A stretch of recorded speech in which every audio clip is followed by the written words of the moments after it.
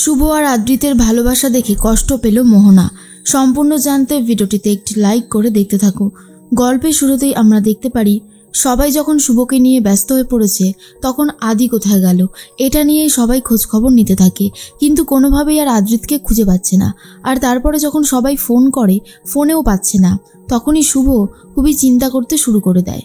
এর মধ্যেই সবাই শুভকে বলতে থাকে এই অবস্থায় এত চিন্তা করতে না, কিন্তু শুভ বলে গত কয়েকদিন ধরে আমার সাথে যা হয়েছে তারপরেও যে আমি চিন্তা না করে থাকবো কী করে সেটাই বুঝে উঠতে পারছি না। তখনই সেবন্তী বলে কিন্তু ছেলেটা হুট করে না বলে কয়ে কোথায় চলে গেল, আমি তো এটাই বুঝতে পারছি না ও কোথায় গেল। এর মধ্যেই চলে এসেছে আদি, আর আদি টাকলু হয়েছে এটা দেখার পরে বাড়ির সবার রিয়াকশান পুরোপুরি চেঞ্জ হয়ে যায়। আর ঠিক সেই মুহূর্তেই শুভ বলে কি আদি তুমি এইরকমভাবে ন্যাড়া হয়ে এসেছো কেন? ঠিক তখনই আদি বলে আসলে আমি তোমার প্রতি অনেক অন্যায় করেছি, তাই পাপের প্রায়শ্চিত্ত করতে এই কাজটা করেছি।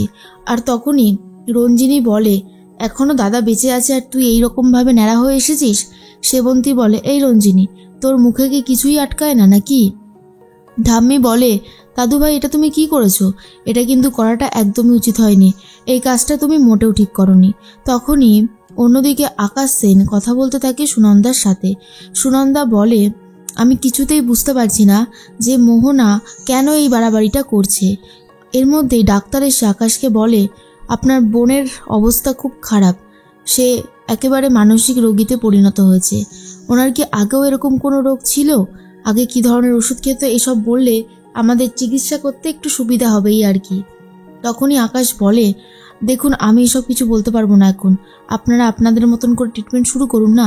সুনন্দা বলে হ্যাঁ ওর আগে এরকম একটা রোগ ছিল, আপনি ওর ট্রিটমেন্ট শুরু করুন, আমি ব্যবস্থা করছি ওষুধগুলো নিয়ে আসার।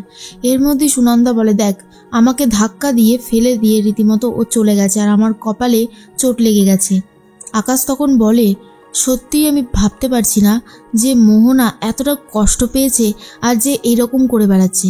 সুনন্দা বলে তুই এখনও তোর বোনের দোষ দেখতে পাচ্ছিস না আকাশ? ওই তো মিথ্যে কথাটা বলেছে, ও আদ্রিতকে নিয়ে একটা চরমতম মিথ্যে কথা বলেছে।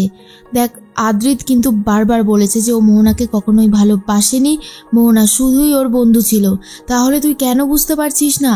দেখ যেটা হচ্ছে সেটা কিন্তু ভালো হচ্ছে না, এখনো সময় আছে, তুই তোর বোনকে সামলা, না হলে এই মোহনাকে তুই কিন্তু আর চিনতে পারবি না। আমি তোকে একটা কথা ভালো করে বলে দিলাম, এবারে বাকিটা তোর সিদ্ধান্ত, তুই কি করবি না করবি। তখনই আকাশ বলে মা তুমি রয় বাড়ির যারা অন্যায় করেছে তাদেরকে দেখতে পাচ্ছ না? আদ্রিত, রয়, শুভলক্ষ্মী এরা সবাই অন্যায় করেছে। এদিকে শুভলক্ষ্মী বলে আদি তুমি এটা মোটেও ঠিক কাজ করোনি, এটা কিন্তু ভুল করেছো।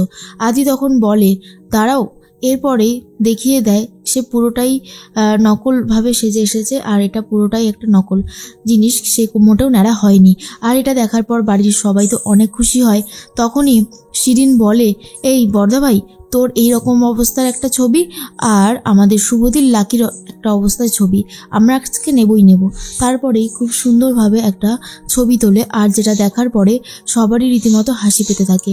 অন্যদিকে দেখা যায় বারবার করে একটা কথাই আকাশ ভাবতে থাকে যেটা হয়েছে সেটা খুব খারাপই হয়েছে, সেটা মোটেও ভালো হয়নি।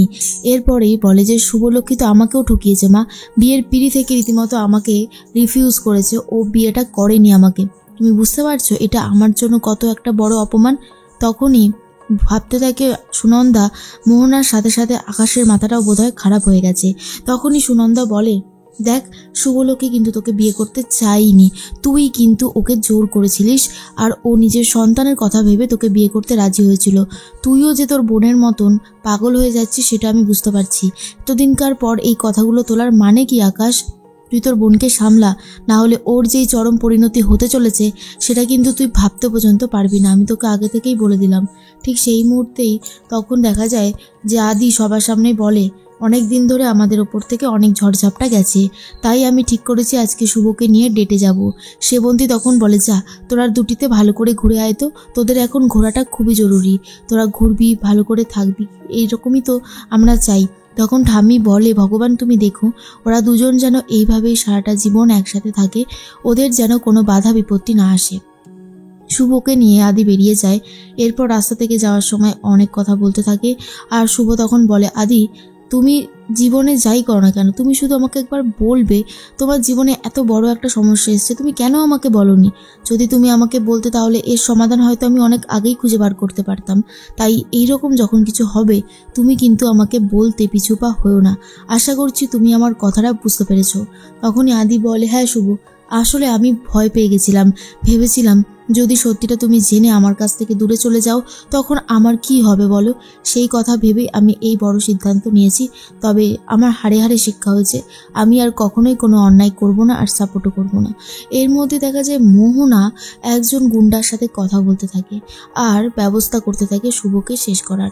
কিন্তু শুভ ভেবেছিল যে মোহনাকে এইভাবে ছেড়ে দিয়ে সে কি ভালো কাজ করলো? মনের মধ্যে তো একটা ভয় চলতে থাকে। কিন্তু শুভ এটাও বিশ্বাস করে যে হয়তো মোহনা বদলে গেলেও যেতে পারে, কিন্তু মোহনার যে পুরনো একটা রাগ আছে, জেদ আছে, এমনকিও একটা মানসিক রোগী, সেটা এখনো পর্যন্ত জানেই না শুভ।